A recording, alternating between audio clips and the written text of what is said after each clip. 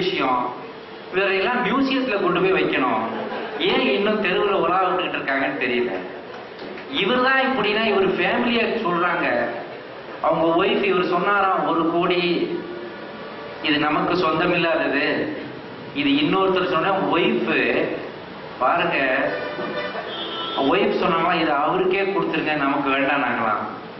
பசங்க வேற குடும்பமே 140 டாக்ஸ் எல்லாம் போனா ஒண்ணுதாங்க வரும். கொடுங்க 1 கோடிங்கிறதே எவ்வளவு பெரிய விஷயம். அதை கொண்டு போய் அவர்கிட்டே கொடுங்கன்றாங்க. ஒரு குடும்பமே பைத்தியமா இருந்தா நம்ம என்ன செய்ய முடியும் அப்படின்ற அளவுல இவ்வளவு நல்ல மனிதர்கள். இந்த நிகழ்ச்சி இப்படி எங்கேயோ இன்னொரு ஸ்டேட்ல நடந்திருக்கின்றதை தெரிந்து கொண்டு அவரை தமிழ்நாட்டுக்கு விமானத்தில் அழைத்து வந்து மிக பெரும் பணக்காரர்கள் மட்டுமே போகக்கூடிய லிமூசின் காரை ஏற்பாடு செய்து, பார்த்திபன் சார் ஒன்றும் அவ்வளவு பெரிய பணக்காரர் இல்லை, அவர் நிறைய கடன்லாம் வச்சிருக்காரு. அவர் வந்து இன்னைக்கு வந்து அவரே ட்ரெயின்ல தான் போறாரு. ஆனா அவர் வந்து இவரை பிளைட்ல கூட்டு வந்து கௌரவம் பண்றாரு. அவரு எவ்வளவு பெரிய மனிதராக இருக்க வேண்டும்.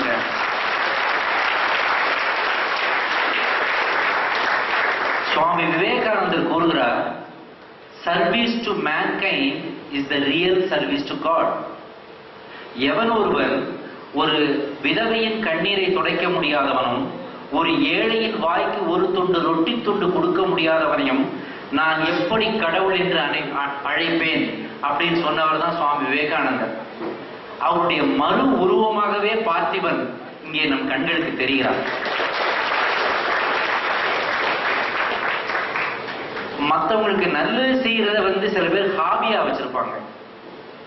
ஃப்ரீ டைம்ல மற்றவங்க நல்லது செய்வாங்க. மற்றவருக்கு நல்லது செய்யறத ப்ரொஃபஷனாவே வச்சிருக்கிறவர் தான் பார்த்திபன். இன்னைக்கு வந்து இப்படி ஒரு விஷயம் நடந்திருக்கு. இதை வந்து சின்னதா அவர் பெருசா தான் பண்ணியிருக்காரு. இருந்தாலும் ஒரு சின்ன ஹாலில் ஒரு 100 பேர் 150 பேர் இருக்கிற மாதிரி ஒரு இடத்துல வைத்து செய்து கொண்டிருக்கிறோம். உண்மையில சுவாமி விவேகானந்தர் கூறுகிறார், இன்னொருவனுக்கு நீ உதவி செய்து விட்டால் அது உனக்கு ஒரு பெரிய வெர்ச்சியூ, நீ ஒரு சாதனை புரிந்து விட்டதாக நினைக்காதே. உனக்கு அப்படி ஒரு வாய்ப்பு வழங்கப்பட்டதற்காக நீ ஆண்டவனுக்கு நன்றி செலுத்து என்று கூறுகிறார் சுவாமி விவேகானந்தர். மற்றவர்களுக்கு சர்வீஸ் செய்வதைத்தான் வாழ்க்கை மிக முக்கியமான பணியாக கொள்ள வேண்டும் என்று கூறுகின்ற மிக பெரிய மனிதர்களெல்லாம் வாழ்ந்த நாடு இந்த நாடு. இன்னைக்கு வந்து மனித நேயம் என்பது அருகிவிட்டது. உங்களுக்கு ஒரு சம்பவத்தை சொல்ல விரும்புகிறேன். நான் பாக்யராஜ் சாரோட இப்ப பேசிட்டு இருக்கும்போது டாக்டர் ஏபிஜே அப்துல் கலாமை பற்றி ஒரு பேச்சு வந்தது. அவர் வேற விஷயம் நாங்க பேசிட்டு இருந்தோம். ஆனால் மனித நேயத்திற்கான ஒரு உதாரணமான ஒரு நிகழ்ச்சி அவர் மூலமாக நடந்தது எனக்கு அப்பொழுது ஞாபகத்துக்கு வந்தது. என்னவென்றால், முதல் முறையாக அப்துல் கலாம் அவர்களை சந்திப்பதற்கு எனக்கு அப்பாயின்மெண்ட் கிடைத்த பொழுது நான் ரன் படத்தோட ஷூட்டிங்ல இருந்தேன். கூவா ஆத்துல விழுந்துருவேன், நீங்க எல்லாம் பார்த்திருப்பீங்க. ஸோ கூவா ஆத்துல விழுந்து அந்த சாக்கடையோட நின்றுட்டு இருக்கும்போது போன் வருது, அப்துல் கலாம் உங்களை கூப்பிடுறாரு, 2 மணிக்கு அப்பாயின்மெண்ட். அவசரமா குளிச்சுட்டு ஃப்ரெண்டுகளை கூட்டிகிட்டு ஷூட்டிங்ல இருந்த ஸ்டில் கேமராமேன் அவரையே கூட்டிட்டு ரங்காராவ்னு ஒருத்தர் ஸ்டில் கேமராமேன், அவரை கூட்டிகிட்டு அவசரமா போனோம். போய் அவரை பார்த்து சந்திச்சுட்டு பேசிட்டு போட்டோலாம் எடுத்துட்டு திருப்பி வரும்போது, எந்த விஐபியும் இதுவரை உலகத்தில் கேட்டிருப்பார்களா அந்த கேள்வியே என்று தெரியாது. அப்துல் கலாம் கேட்டாரு, உங்க கூட ஒரு போட்டோகிராஃபர் வந்தாரு, அவருக்கு என் கூட போட்டோ எடுக்கணும்னு ஆசை இருக்காதா? இதை சொன்னவுடன் அந்த ஸ்டில் கேமராமேன் நெகிழ்ந்து போய் கண் கலங்கிட்டான். நமக்கு ஒரு இம்பார்ட்டன்ஸா, நம்ம தானே எல்லாரையும் போட்டோ எடுப்போம், அதுவும் எவ்வளவு பெரிய மனிதர் நம்மளை ஞாபகமா வச்சு கேட்கிறாருன்னு சொன்னாரு. மனித நேயத்தை அந்த இடத்தில் நான் உணர்ந்தேன். அதுபோன்று பல காரியங்களை செய்து கொண்டிருப்பவர் தான் பார்த்திபன் அவர்கள். இந்த ஒரு நிகழ்ச்சி நடந்திருக்குது. அந்த 1,40,00,000 ரூபாய் இருந்தால் இந்த குடும்பத்திற்கு இருக்கின்ற வறுமையை மொத்தமாக அவரால் துடைத்திருக்க முடியும். நினைத்து பாருங்கள், இந்த குழந்தைகளின் கல்விக்கு அது உபயோகப்படுத்தப்பட்டிருக்கும். அவங்க உயர்கல்வி கற்றுக்கொள்வதற்கு வரைக்கும் அது உபயோகப்பட்டிருக்கும். ஹையர் எஜுகேஷன் போய் காலேஜ் எஜுகேஷன் முடிச்சு ஒரு வேலைக்கு போற அளவுக்கு அந்த பணம் உபயோகப்படுத்திருக்கும். அவருடைய பிசினஸை அபிவிருத்தி பண்ணுவதற்கு உபயோகமாக இருக்கும். குடும்பத்தில் இருக்கின்ற பழைய கடன்களை அடைப்பதற்கு உபயோகமாக இருந்திருக்கும். மருத்துவ செலவுகளுக்கு உபயோகமாக வீட்டில் இருக்கும் வயதான மனிதர்களுக்கு ஒரு வாழ்க்கை, ஒரு ஆரோக்கியமான சூழ்நிலை ஏற்படுத்தி கொடுப்பதற்கு அந்த 1 கோடியே சொச்ச ரூபாய் உதவியாக இருந்திருக்கும். அத்தனையும் ஒரு கணம் ஒதுக்கிவிட்டு பணக்காரன் ஹெல்ப் பண்றது, ஹையர் மிடில் கிளாஸ் இருக்கவங்க ஹெல்ப் பண்றது, மிடில் கிளாஸ் இருக்கவங்க ஹெல்ப் பண்றதுங்கிறது சாதாரணமாக நடக்கக்கூடிய ஒன்று. வறுமையின் பிடியில் சிக்கி தவித்துக் கொண்டிருப்பவன் கையில் 1 கோடியே 40 லட்சம் ரூபாய் கிடைத்து அதை இன்னொருவர் வேண்டாம் என்று முறைப்படி உனக்கே திருப்பி கொடுத்த பிறகும் அதை அவருக்கே திருப்பி கொடுக்க வேண்டும் என்ற உயர்ந்த உள்ளத்தை நாம் எவ்வளவு கைத்தட்டினாலும் அதற்கு ஈடாகாது.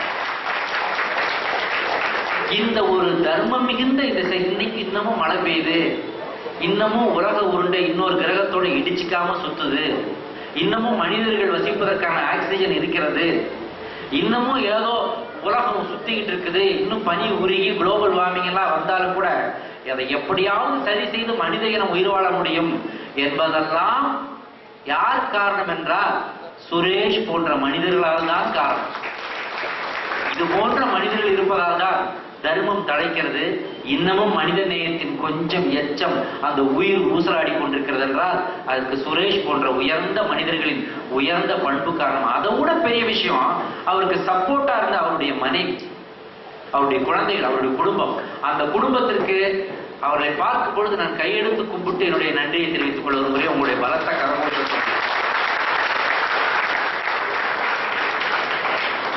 ஆட்டோவில் 5 லட்சம் ரூபாய் ஒருத்தர் விட்டு போயிடலாம்.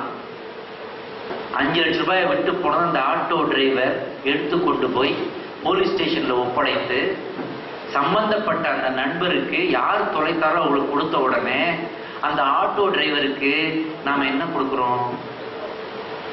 5 லட்சம் ரூபாயை சூட்கேஸ்ல விட்டு போன 5 லட்சம் ரூபாயை கொண்டு போய் அதை கொண்டு போய் அந்த ஓனர்கிட்ட ஒப்படைக்கிறான் போலீஸ் உதவியோட. அவருக்கு என்ன கொடுக்குறாங்க? 500 ரூபா, 1000 ரூபா முதுக தட்டி கொடுத்து ஒரு போட்டோ எடுத்து கையில கொடுத்து அனுப்பிச்சிடுறாங்க. ஆக ஒரு உதவியை செய்யும் பொழுது அதற்கு அரசு அல்லது உயர்மட்டத்தில் இருப்பவர்கள் அங்கீகாரம் தெரிவிக்க வேண்டும். பொருத்தமான மிக பெரிய அங்கீகாரத்தை கொடுப்பதுதான் அது போன்ற நல்ல மனிதர்களுக்கு மேலும் நல்ல செயல்களை செய்வதற்கும் மேலும் சமுதாயத்தில் இருக்கின்ற மற்ற மனிதர்களுக்கு அது ஒரு பாடமாகவும் படிப்பினையாகவும் இருக்க வேண்டும் என்றால் அந்த அங்கீகாரம் சும்மா ஹெவியா இருக்கணும். அது போன்ற ஒரு உயர்ந்த கனத்த அங்கீகாரத்தை கொடுத்திருக்கிறார் இன்று பார்த்திபன் சார் சுரேஷ் அவர்களுக்கு. அவரை ஒரு விமானத்தில் அழைத்து வந்து அவரை லிமோசின் காரில் அழைத்து வந்து இன்னும் அவர் என்னென்ன பண்ண போறாரோ அவருக்கு தெரியல. எங்க லஞ்ச் வாங்கி கொடுக்க போறாரு, எங்க அவருக்கு பிசினஸ் ஆரம்பிச்சு கொடுக்க போறாருலாம் தெரியல. நல்லது செய்வது என்பது அவருடைய வீக்னஸ். Is addict. நல்லது செய்வது என்ற ஒரு போதையில் மாட்டிக்கொண்டு பலகாலம் பேஷண்டாக இருப்பவர் தான் பார்த்திபன் அவர்கள். இப்பொழுது எனக்கு நான் ஒரே ஒன்றை சொல்லி எனது பேச்சை நிறைவு செய்ய விரும்புகிறேன். நேற்று தான் எனக்கு ஈவினிங் போன்ல கூட்டார். இந்த மாதிரி சார் ஒரு மனுஷன் இருக்கார் சார், இப்படி பண்ணிட்டார் சார். இதை விட அவரை பாருங்க, அந்த பணம் விழுந்தவன் அவன் எப்பேற்பட்ட ஆள் பாருங்க. இவர் கொண்டு போய் கொடுத்தாரு, ஓகே. அவரு 2 பொண்ணு கல்யாணத்துக்கு என்ன சார் அப்படிதானே சொன்னீங்க? 28 வயசுல 2 பொண்ணுங்களா சார்? ஒவ்வொரு பொண்ணுக்கும் 28 வயசுல யோசிச்சு பாருங்க. குண்டக்க மண்டக்கே நீங்க அவரோட தானே சார் பண்ணுவீங்க. எக்கிட்டா அவர் பாருங்க, இது நான் காசே கொடுக்கலையே, இது எப்படி என்னுடைய பணமாகும்னு சொல்லி திருப்பி என்ன விளையாடுறாங்களா? நாங்கள்லாம் தமிழ்நாட்டில் என்னென்ன பண்ணிட்டு இருக்கோம் நான் ஒன்று சொல்றேன். இப்ப ஏடி போட்டு இவரு அவரை கூட நல்லவரா வரா, அவரு இவரு கூட நல்லவரா வரா, நாங்களாம் இழிச்சவாய்களா? இது என்ன அநியாயம்? இது இந்தியாவின் மிக உயர்ந்த மனிதர்கள் இருக்கலாம், மிக உயர்ந்த பாரத ரத்னாவுக்கு மேல பெரிய விருது ஒண்ணு இருந்தா அதை கொடுக்கணுங்க இவருக்கு, அதை கொடுக்கணுங்க அவருக்கு. ஆனா இது எனக்கு புள்ள இருக்குது. உண்மையிலேயே இங்கெல்லாம் டாக்டர்கிட்ட போய் செக்அப் பண்ணிக்கணுமா, இல்ல இப்படியே இவங்களை விடலாமான்னு பயமா இருக்கு. ஏன் சொல்றேன்னா, இது போன்ற ஒரு சம்பவம் தமிழ் திரையுலகில் முந்தியிருந்த தமிழ் திரையுலகில் நடந்துச்சான். தில்லானா மோகனாம்பான்னு ஒரு படம். இப்ப மறுபடியும் அதை எடுத்து ரீரிலீஸ் பண்ணா அதுதான் சூப்பரா ஓடும். அந்த மாதிரி ஒரு சூப்பர் படம். அந்த படத்திற்கான கதையை ஏவிஎம் செட்டியார்ட்ட இருந்து ஏபி நாகராஜன் வாங்கிட்டாங்க. ஆனா அந்த ஒரிஜினல் கதை எழுதுறது யாரு? கொத்தமங்கலம் சுப்புன்னு ஒருத்தர். ஆக வாங்கி ஒரு குறிப்பிட்ட அமௌண்ட் கொடுத்து அந்த படத்தை தான் எடுப்பதற்கான உரிமையை ஏவிஎம் செட்டியார்ட்ட இருந்து ஏபி நாகராஜன் வாங்கிக்கிட்டாரு.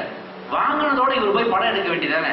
ஒரு செகண்ட் யோசிச்சார், ஆஹா இந்த இவ்வளவு அற்புதமான கதையை ஒரு மனுஷன் எழுதினானே, அந்த மனுஷனுக்கு நம்ம ஒண்ணுமே கொடுக்கலையே, இவர்கிட்ட இருந்து மொத்தமா வாங்கிட்டோமே, அந்த கதாசிரியனை தேடி கண்டுபிடிச்சு அவருக்கு ஏதாவது நம்ம பணம் கொடுப்போமேன்னு சொல்லி அந்த காலத்தில், நான் சொல்றது 50-60 வருஷத்துக்கு முன்னாடி, அந்த காலத்துல கொத்தமங்கலம் சுப்புவை கண்டுபிடிச்சு அவர் வீட்டுக்கு போய் கதவை தட்டி, நான் தான் ஏபி நாகராஜன், திருவிளையாடல் புகழ் வரப்ப திருவிளையாடல் ஒரு படம் எடுத்து சூப்பர் டூப்பர் ஹிட்.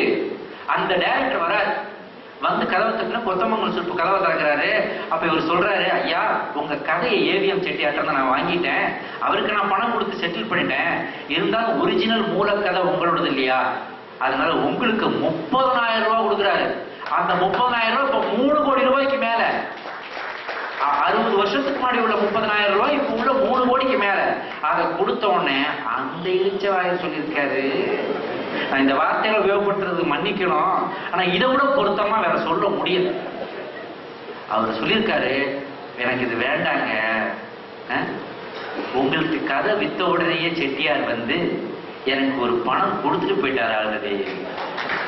அவரு பாருங்க, இதை வித்தா கூட இந்த ஒரிஜினல் கதாசிரியனுக்கு நம்ம ஒண்ணுமே பண்ணலையான்ட்டு அவர் வந்து இந்த கதாசிரியனுக்கு தனியா பணம் கொடுத்துட்டு போயிருக்காரு. ஏன்னா வித்ததுக்கு அவர் காசு வாங்கியிருக்காரு. அந்த காசுல இவருக்கு சேர வேண்டிய பணத்தை கொண்டாந்து செட்டியார் கொடுக்குறாரு, ஏபி நாகராஜா போய் பணம் கொடுக்க போறாரு, அந்த ஆள் வேணாங்கிறாரு. 3 பேர்ல யார் நல்லவர்கள்? வேதாளம் தலை வெடித்து சிதறி விடும், மறுபடியும் போய் முருங்க மரத்துல உட்காந்து. அந்த மாதிரி 3 பேர் தான் தமிழ்நாட்டில் இருக்காங்கன்னு நினைச்சா, இந்த சுரேஷ் ஒருத்தர் வந்திருக்கிறாரு, அங்க ஒருத்தர் இருக்கிறாரு, எல்லாத்துக்கும் மேல ஹெட் ஆஃப் த டிபார்ட்மெண்ட் இதோ நிற்கிறாரு. இவங்களெல்லாம் வச்சு நம்ம எப்படி தமிழ்நாட்டை நடத்த போறோம் அப்படின்றதுக்கு ஒண்ணு பண்ணலாம், ஒன்று செய்யலாம். தமிழ்நாடு அரசோ அல்லது கேரள அரசோ நினைத்தால்